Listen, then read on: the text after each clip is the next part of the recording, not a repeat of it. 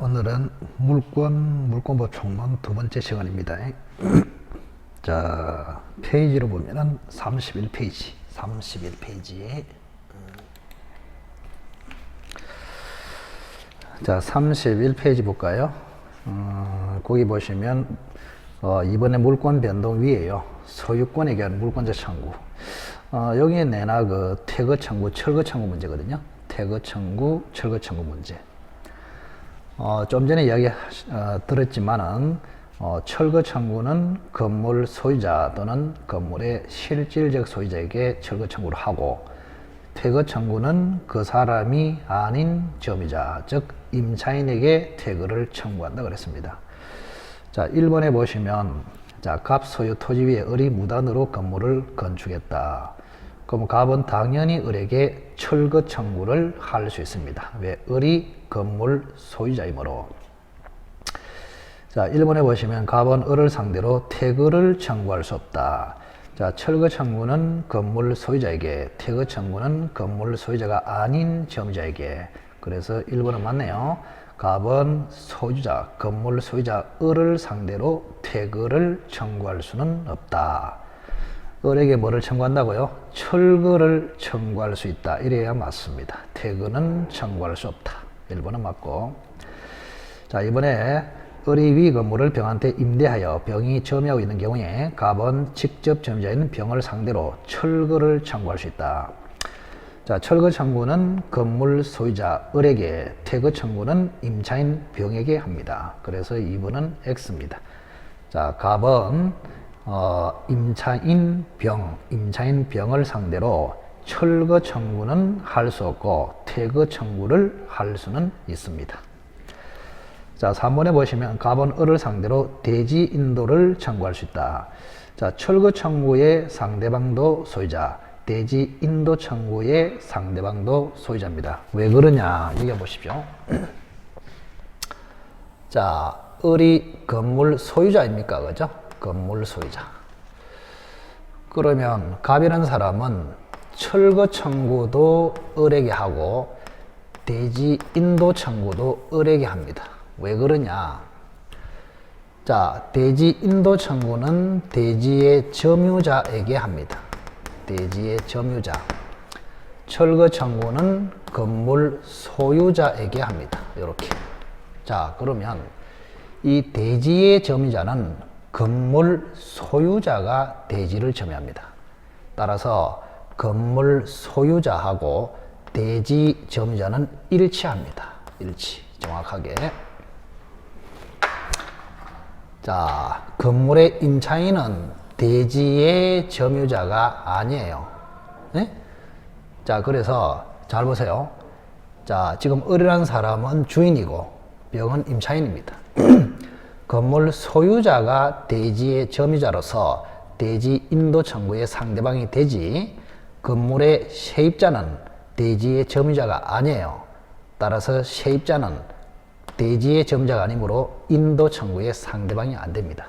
그럼 결론적으로 철거 청구의 상대방도 건물 소유자 을에게, 대지 인도 청구는 현재 대지 점유자에게 청구하는데 대지의 점유자는 건물 소유자이기 때문에 결국에는 같은 사람에게 철거 청구도 하고 대지 인도 청구도 하고 이렇게 됩니다. 굉장히 중요한 얘기죠, 그죠? 자, 그래서 3번을 보시면, 자, 이에서 갑은 을을 상대로, 건물 소유자 을을 상대로 대지 인도를 청구할 수 있다. 그래서 을에게 철거 청구도 해야 되고 을에게 대지 인도 청구도 해야 되고. 왜? 을이 건물 소유자로서 대지 점유자이기 때문에 그렇습니다. 자, 4번에 의해서 갑은 병을 상대로, 임차인 병을 상대로 퇴거를 청구할 수 있습니다. 맞습니다. 건물 소유자가 아닌 점유자, 세입자, 임차인을 상대로는 퇴거를 청구해야지 철거를 청구할 수는 없다. 맞네요. 자, 5번에 보시면 을이 정에게 위 건물을 매도한 후 매매 대금을 전부 지급받고 인도했으나 건물이 아직 미등기인 경우에 이렇게 되어 있습니다. 자, 을이라는 사람이 건물을 무단으로 건축을 한 다음에 정한테 팔아먹었습니다.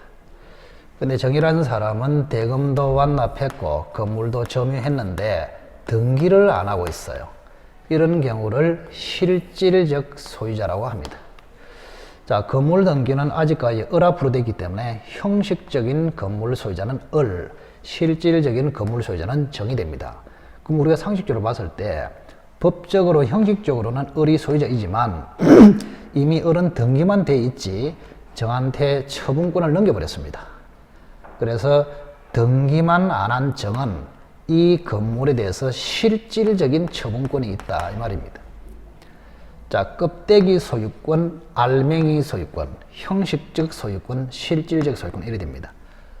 을 앞으로 등기만 돼 있지 이미 대금도 다 받았고 점유도 넘겨줬기 때문에 정이라는 사람이 실질적인 처분권을 가진 실질적인 소유자입니다. 그저 처분권이 있는 실질적 소유자 정한테 갑은 철거 청구를 해야지 껍데기만 가지고 처분권도 없는 형식적인 소유자에게 철거 청구를 할 수는 없다 이런 이야기입니다. 자, 그래서 5번 을이 정에게 위 건물을 매도한 후 매매대금을 전부 지급받고 인도했으나 건물이 아직 미등기인 경우다. 즉 정이라는 사람은 건물에 대해서 실질적인 소유자다.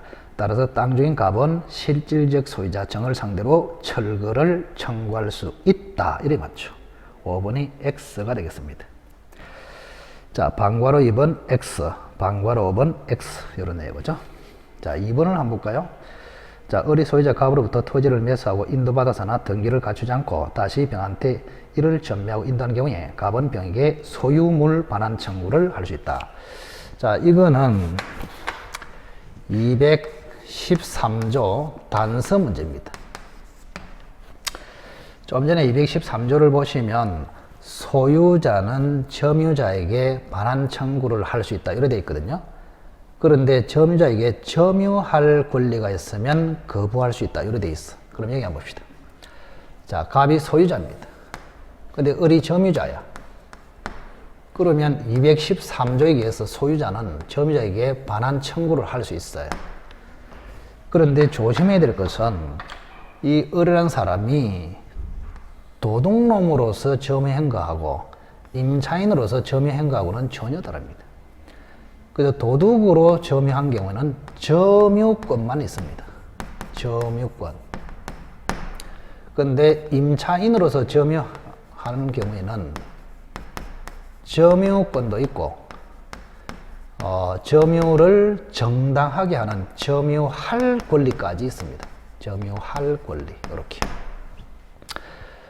그러면 이 사람은 점유할 권리가 없고 임차인은 점유할 권리가 있고 자, 그래서 소유자 갑이 소유권에 의해서 반환 청구를 했을 때 점유하고 있는 을은 자, 점유할 권리가 없으면 응해하고 점유할 권리가 있으면 거부할 수 있다 이런 이야기입니다.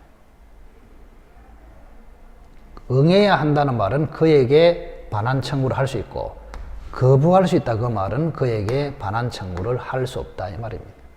결론적으로. 그 소유자는 단순히 점유권만 가진 사람에게는 반환 청구를 할 수 있고 점유권 플러스 점유할 권리가 있는 사람에게는 반환 청구를 못합니다. 그러면 점유할 권리가 있는 사람에게 미등기 매수인도 포함시키는 게 판례입니다. 미등기 매수인. 그래서 이쪽으로 오면은 을도 미등기 매수인, 병도 미등기 매수인. 이 사람도 점유할 권리가 있고 이 사람도 점유할 권리가 있기 때문에 소유자 갑은 점유할 권리가 있는 을한테도 반환 청구를 못하고 을로부터 점유할 권리를 승계한 병한테도 소유권에게서 반환 청구를 못한다. 이게 판례가 되겠습니다. 결론적으로 미등기 매수인도 점유할 권리가 있기 때문에 그죠? 소유자가 반환 청구해 들어오면은 거부할 수 있다. 즉 소유자라도 을과 병, 미등기 매수인, 점유할 권리가 있는 자에게는 반환 청구를 못합니다.